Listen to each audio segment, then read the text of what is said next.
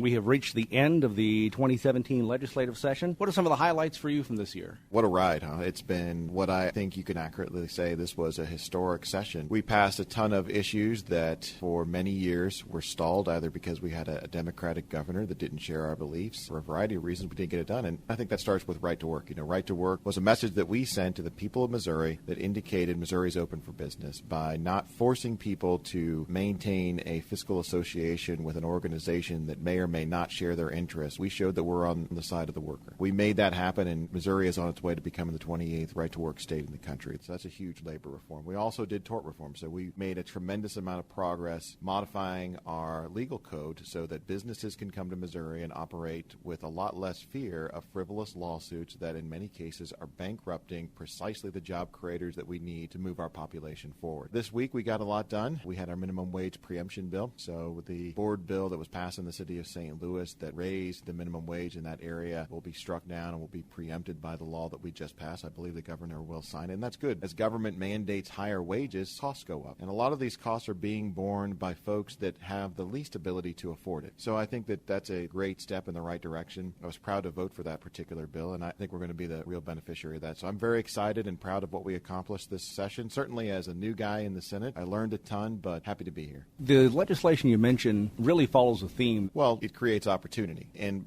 job creation, yes, I agree with that. But what we're trying to do is we're trying to grow the population. The population in Missouri has been stagnant for many years. In the last census that we took, we lost a congressional seat. That was an indication that Missouri was falling behind a lot of the other states in terms of competitive environment. So whether it's tort reform, whether it's labor reform, we're trying to do things that will encourage that business and population to want to come here to Missouri. Now, as much as we accomplish, I think we have some to-do items, upcoming sessions. We're going to have to look at our tax code and how we're taxing our citizens, because right now Missouri citizens are sending more money to Jefferson City than they ever have before. And we need to bring that burden down so that businesses can naturally flow with the mandates of the free market. So more work to do, but again, I think we've made a tremendous amount of progress. I'm proud to be a part of it. Transportation, another one of your issues this year, and a victory for you came this week. Absolutely. We passed House Concurrent Resolution 47, which is going to set up a task force to study what changes we need to have in our transportation infrastructure system. Now, I'll tell you what, as a new guy, every time I hear government talk about creating a new task force, it frustrates me because I feel like a lot of times that's all the government does. It creates a task force or a working group to look at this or that. On one hand, I can understand how that may not seem like we're moving in the right direction, but the biggest problem that I think we had with regards to transportation this session is we didn't have a conversation. I submitted a bill that would have paid for our funding, our transportation needs from now in the next 20 years by investing $2.5 billion.